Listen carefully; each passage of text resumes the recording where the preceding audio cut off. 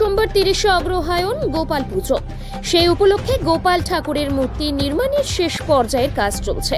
মূর্তি তৈরির কাজের সঙ্গে যুক্ত কারিগরদের এখন নাওয়া খাওয়া ভোলার উপক্রম।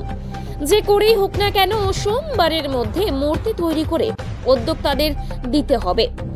সেই জন্য মূর্তি তৈরির কারিগররা দিন রাত এক করে কাজ করে চলেছেন। মূর্তি তৈরির কারিগরদের মতে এবছর গোপাল ঠাকুরের মূর্তি করার জন্য বেশ কিছু বরাত এসেছে।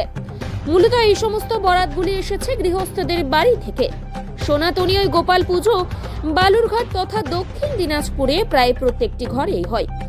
আর এই গোপাল পুজোতে মাটির মূর্তি তৈরি করে সেই মূর্তিতে দেওয়া হয় পুজো আবশ্যিক। সেই জন্য প্রত্যেক বছরে মাটির তৈরি গোপাল ঠাকুরের মূর্তির চাহিদা থাকে। তবে এবছর মূর্তির চাহিদা আরো বেশি। কারিগরেরা মূর্তির গোপাল মূর্তি তৈরি করে তা পাইকারি করে বাজারে বেশ ভালো দামে বিক্রি করেন। পাইকারি বাজার থেকে ক্রেতারা অপেক্ষাকৃত বেশি দাম দিয়ে ওই সমস্ত মূর্তিগুলি ক্রয় করেন বলে জানা গেছে। এখন দেখার মূর্তি তৈরির কারিগরের ওই সমস্ত মূর্তিগুলি তৈরি করে তা পাইকারি বাজারে ঠিকঠাক সময় দিতে পারেন কিনা। গোপালের চাহিদা ভালোই আছে, কিন্তু খুব একটা লোক দেখা যাচ্ছে না।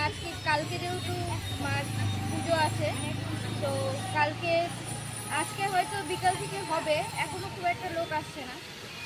তো ও তো আসছে, বাজারে বসছি, বাজারেও তো লোকজন খুব একটা নেই, এই হবে। এক একটা গোপাল কত করে বিক্রি করছো? 400 সাজানো, আমাদের তো আলাদা একটু সাজানো টাজানো থাকে, ওগুলোর দাম একটু বেশি, আর এমনি নর্মাল আছে। কিরকম আয় হচ্ছে একটা গোপাল থেকে? হয় যখন যেমন মার্কেট সেরকম তখনই হয়, সেরকম বলা যায় না। হয় কোনো সময় লাভ হয়, কোনো সময় লস হয়, বলা যায় না, ওটা মার্কেটের উপর। মালের চাহিদা কিরকম?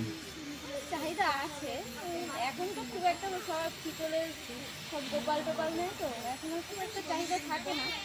তবুও অনেক মাল হয়তো আমাদের ঘরে আর আরও আশেপাশের ঘরে ভালোই মাল হয়, তাদেরও চাহিদা তাদেরও হয়। তোমার নাম?